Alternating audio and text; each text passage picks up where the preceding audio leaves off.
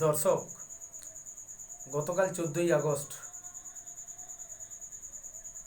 পশ্চিম বাংলার প্রত্যেকটি শহরের রাস্তা এবং মফস্বল এবং শহরতলির প্রত্যেকটি জায়গায় যেখানে মহিলারা গর্জে উঠেছিল আরজি কর হাসপাতালে এই নারকীয় হত্যাকাণ্ডের প্রতিবাদে, তারা সুবিচারের দাবি জানিয়ে যেভাবে আন্দোলন করেছিল এবং আন্দোলনের ব্যাপ্তি যেদিকে এগোচ্ছিল, ন্যায় বিচার দিতে বাধ্য বা নিরপেক্ষ তদন্ত করতে বদ্ধপরিকর হওয়ার কথা ছিল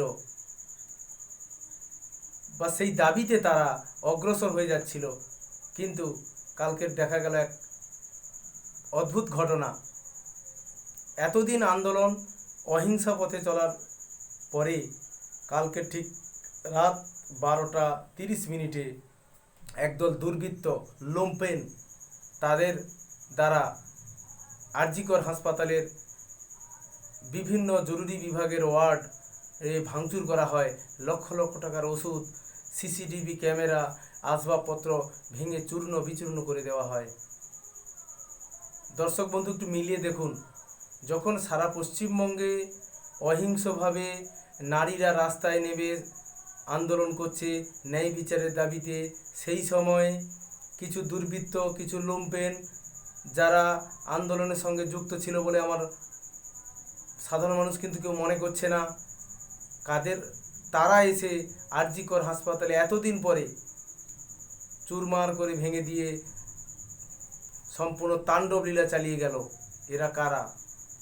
কাদেরকে এরা নিয়োগ করেছিল? কে ছিল? কেন তাণ্ডব চালালো? তাণ্ডব চালানোর আসল উদ্দেশ্য কি?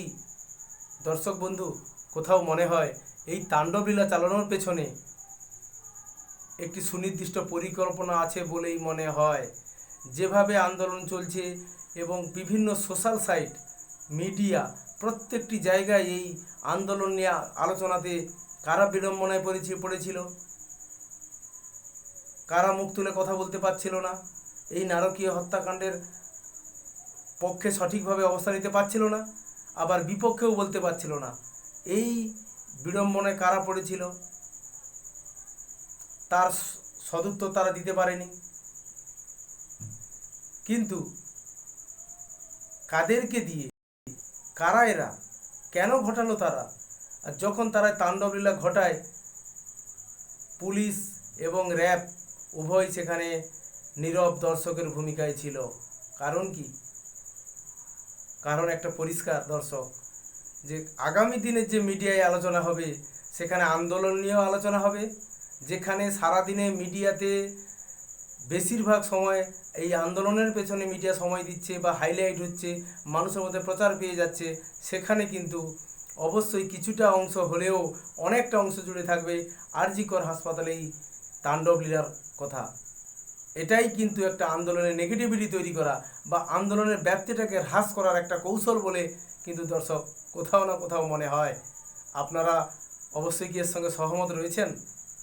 কারণ যেভাবে আন্দোলনটা চলছে অহিংস উপায়ে, কোনো ধরনের হিংসা এবং আক্রমণাত্মক ঘটনা ঘটেনি, সেখানে হঠাৎ করে রাত্রে এইভাবে আন্দোলনকে বিপথে চালিত করার একটা প্রয়াস হিসাবে মনে হয় দর্শক, প্রয়াস হিসাবে এই ধরনের তাণ্ডবলীলা ঘটিয়ে সাধারণ পশ্চিমবঙ্গবাসীর নজরকে দৃষ্টিকে ঘোরানোর জন্য এখানে একটা সিম্প্যাথি আদায়ের চেষ্টা করা হয়েছে, যে আন্দোলনকারীর পক্ষ থেকে তারা ওষুধপত্র যদি ভেঙে দেয়, ওয়ার্ড যদি নষ্ট করে, এরা কি সঠিক আন্দোলন? এই রকম কিছু প্রশ্নবান তৈরি করার জন্যই কিন্তু দর্শক হয়তো এই রকম একটা ঘটনা হয়ে যেতে পারে বলে সাধারণ মানুষ কিন্তু মনে করছে। কেন এই ঘটনা? কেন এই তাণ্ডবলীলা? কেন আগে ঘটলো না? ঠিক যখন আন্দোলনে সারা পশ্চিমবঙ্গের নারী সমাজ জেগে উঠেছে, তারা আন্দোলনের প্রতিবাদের ঢেউটাকে শাসকের কান পর্যন্ত পৌঁছে দিচ্ছে, ঠিক তখনই ঠিক 180 ডিগ্রি ঘুরে একটা দুর্বৃত্তদের দিয়ে এই রকম একটা ঘটনা ঘটানো হলো। এখানে কিছু রহস্যের গন্ধ কিন্তু দর্শক আমরা পাচ্ছি। মানুষ কিন্তু বোকা নয়, মানুষও অনুধাবন করতে পারে। আপনারা যে বিচার বুদ্ধি সম্পন্ন, সাধারণ মানুষ কিন্তু সেই বিচার বুদ্ধি সম্পন্ন, তারাও কিন্তু বিবেচনা দিয়ে ভাবতে থাকে কোন ঘটনার সঙ্গে কোন ঘটনা যুক্ত, কোন ঘটনার সঙ্গে কোন ঘটনা যুক্ত নয়। আজকের কেন এই আন্দোলনটাকে বিপথে চালিত করার একটা প্রয়াস বলে কিন্তু সকল মিডিয়া, সোশ্যাল সাইট এবং মানুষের মধ্যে যে আলোচনা হচ্ছে সেখানে কিন্তু প্রকাশ পাচ্ছে যে এই আন্দোলনটাকে স্থিমিত করার একটা প্রয়াস বা বিস্তারকে একটা রোখার প্রয়াস, আন্দোলনকে বিপথে চালিত করার একটা প্রয়াস বলেই কিন্তু তারা মনে করছে। হঠাৎ করে কী এমন হলো? সমস্ত রোজ গিয়ে পড়লো আরজিকর হাসপাতালের সমস্ত জরুরি বিভাগে, প্রত্যেকটা জরুরি বিভাগকে ভেঙে তছনছ করে গুঁড়ো করে সরকারি সম্পত্তি নষ্ট করে কি প্রমাণ করতে চাইছে? তারা কারা? কেন পুলিশ তৎপর নয় তাদেরকে গ্রেপ্তার করার জন্য? দলমত নির্বিশেষে, দলীয় রং না দেখে তাদেরকে গ্রেপ্তার করা হোক। তারা সরকারি জিনিসপত্র নষ্ট করার জন্য তারা অপরাধী। সেই অপরাধী চিহ্নিত করে অবশ্যই আমরা মিডিয়াতে দেখলাম, কিছু মানুষের ছবি পেলাম, সেই ছবি থেকে আইডেন্টিফিকেশান করে তাদেরকে চিহ্নিতকরণ করা হোক যে কারা জড়িত, কেন তারা এই প্রচুর এই তাণ্ডব লীলায় যুক্ত ছিল। আমি মনে করি দর্শক, তারা আন্দোলনের সঙ্গে যুক্ত ছিল বলে কিন্তু মনে হচ্ছে না, বা রাজ্যবাসী সে কথা বিশ্বাস করছে না যে এই তাণ্ডবকারীরাই কিন্তু আন্দোলনের একটা অংশ। এটা কিন্তু রাজ্যবাসী মনে করছে না, বা কোথাও মানতে অসুবিধা হচ্ছে। এটা এরা হতে পারে না। এখানে কোথাও পূর্ব পরিকল্পনা, ঠান্ডা ঘরে বসে কোনো স্ক্রিপ্ট লেখা পরিকল্পনার অঙ্গ হলেও হতে পারে। দর্শক, আপনারা কি মনে করছেন? কাদের সমস্যা হচ্ছিল? এই আন্দোলনের ব্যাপ্তি, এই আন্দোলনের যে বহিরঙ্গ রূপ, প্রত্যেকটা জায়গায় যে আলোচনা, কাদের বিপক্ষে যাচ্ছিল? কাদের বিপক্ষে যাচ্ছিল? কারা অসুবিধায় পড়ে যাচ্ছিল? কারা কাউন্টার পার্ট করতে পারছিল না, বা এর প্রতিবাদে কিছু বলতে পারছিল না? না পারছিল সপক্ষে অবস্থান নিতে, না পারছিল বিপক্ষে অবস্থান নিতে। দর্শক, ভেবে দেখুন, কালকের রাত 11:55 মহিলাদের আন্দোলন, উই ওয়ান্ট জাস্টিসের পক্ষে, ঠিক রাত 12:30 দুর্বৃত্তদের আরজিকর হাসপাতালের প্রত্যেকটা জরুরি বিভাগে তাণ্ডব লীলা। সেখানে দর্শককে পুলিশ এবং র্যাব বাহিনী, যারা সেখানে দাঁড়িয়ে থাকা সত্ত্বেও কোনো ব্যবস্থা নিল না। দুটোকে মেলাবেন দর্শক, কোথাও কি আপনারা সংযোগ খুঁজে পেতে পারেন? আপনাদের কি মনে হয়? নিশ্চিত হতে পারে এটা একটা প্রয়াস। কখনো কখনো কাউন্টার পার্টও তৈরি করতে হয় বলে মনে হয়, কারণ আমার একটা ঐতিহাসিক একটা উদাহরণ আমার মনে পড়ে যাচ্ছে।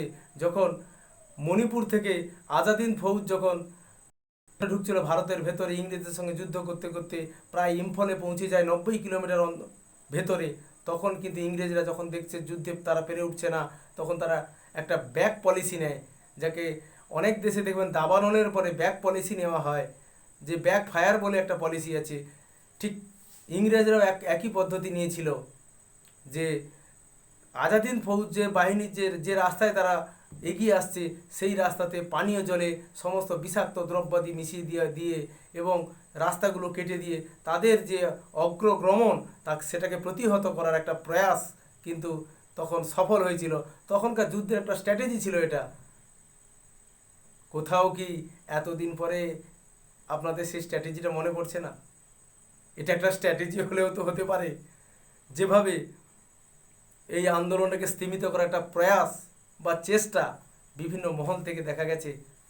দর্শক, আপনাদের সামনে আপনাদের সুচিন্তিত মতামত শেয়ার করলাম, সঙ্গে মতামত শেয়ার করলাম।